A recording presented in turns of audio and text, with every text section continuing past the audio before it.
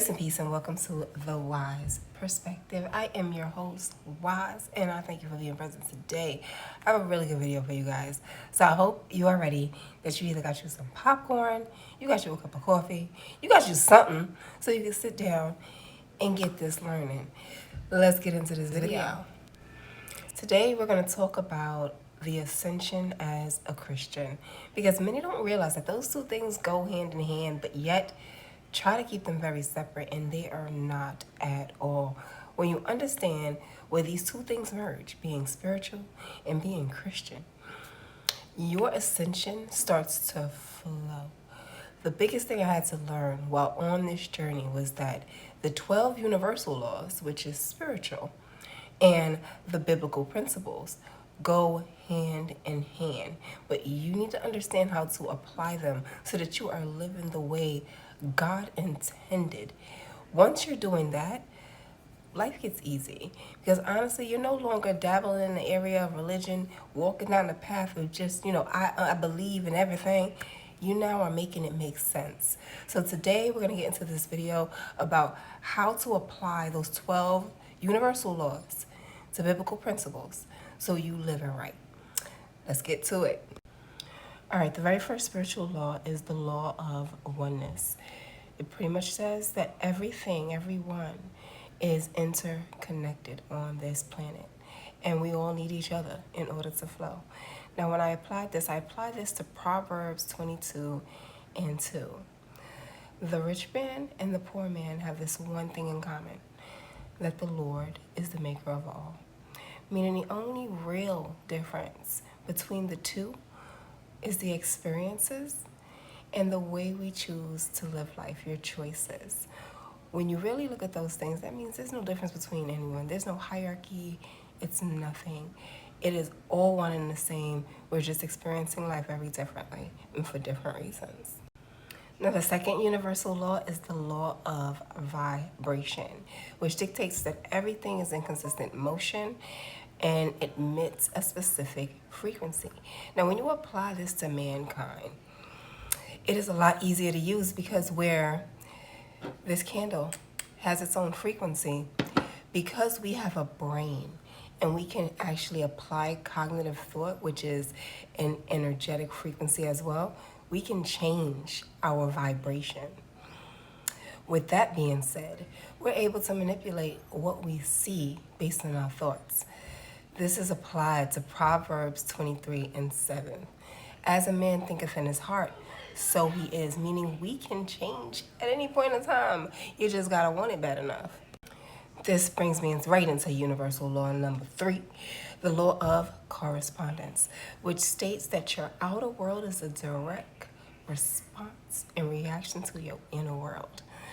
So if you're walking around and you have a lot of anger in your heart, and you consistently are frustrated and angry, your outer world is going to reflect that same energy. Now, how I applied this was to Proverbs 27 and 19. As water reflects the face, so your outer world will reflect your heart, showing you exactly what happens when you switch it up. So if you don't want to see the drama, don't be the drama. All right, next universal law number 4 is the law of attraction. This is the one everybody seems to know. You attract what you are naturally. So applying this one to a Proverbs is really simple. You apply it to Proverbs 11 and 27. Whoever seeks good finds favor, but evil comes to those who search for it. Yeah. All right, we're on number 5, which is the law of inspired action. Meaning, if you move forward and you do something, you now will see the fruits of your labor. Because God does help those who help themselves. But with that faith without works, being dead, gets applied in Proverbs as well. We're going to apply that to Proverbs 16 and 3. Commit all that you do to the Lord, and he will establish your plans. Showing that it's a divine partnership at all times. That's the works.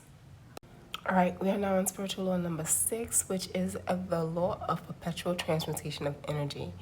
If you don't already know, when it comes to energy, energy cannot be destroyed. It can only be transmuted into something different.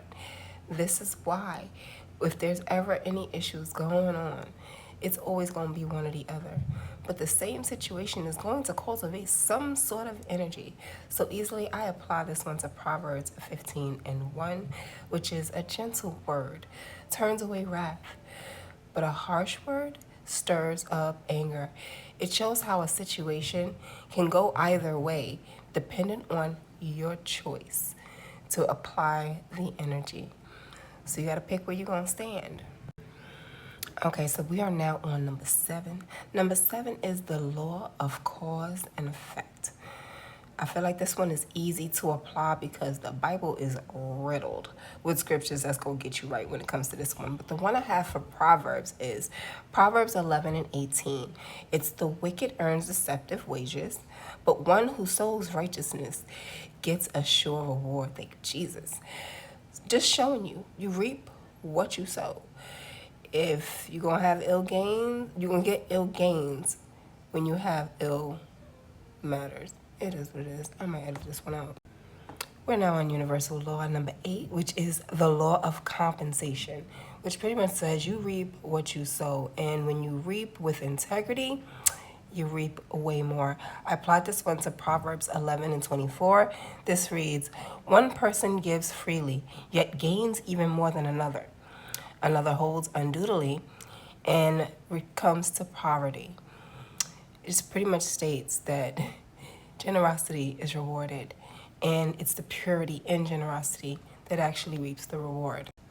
Next is number 9, the law of relativity, which pretty much shows that there is no such thing as good or bad. Everything is just relative because it's subject to the perspective of the one who's holding it. So when it really came down to it, I applied this to 2 Proverbs. They're back to back. So it's Proverbs 26:4 and 5. So it's answer not a fool according to his folly, lest you be like him yourself. Answer a fool according to his folly, lest he be wise in his own eyes.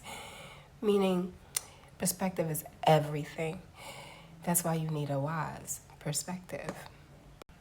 We're at number 9, the law of polarity, which pretty much means everything has an opposite, and that you cannot net good off of something you poured negativity into. It's just how it works. So the Proverbs I have for this one is Proverbs 10:16. The labor of the righteous leads to life, but the income of the wicked leads to sin.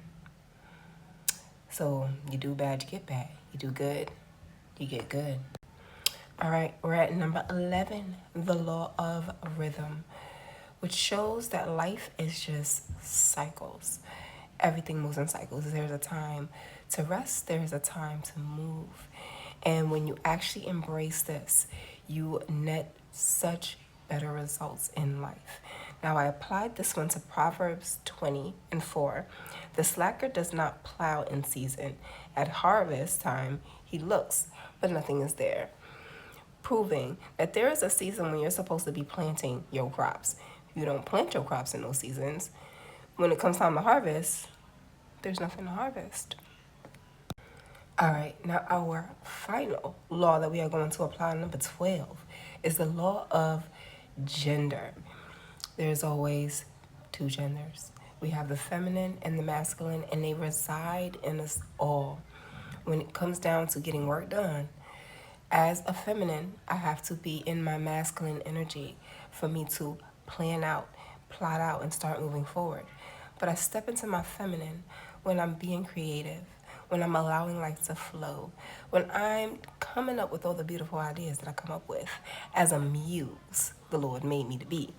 Now, the Proverbs I applied this one to was Proverbs 27:17.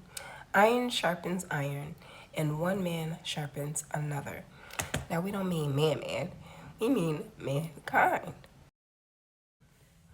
This concludes my video on how to apply the 12 spiritual laws to the biblical text in Proverbs. Those principles will help you really start to do your walk the way we should supposed to as Christians.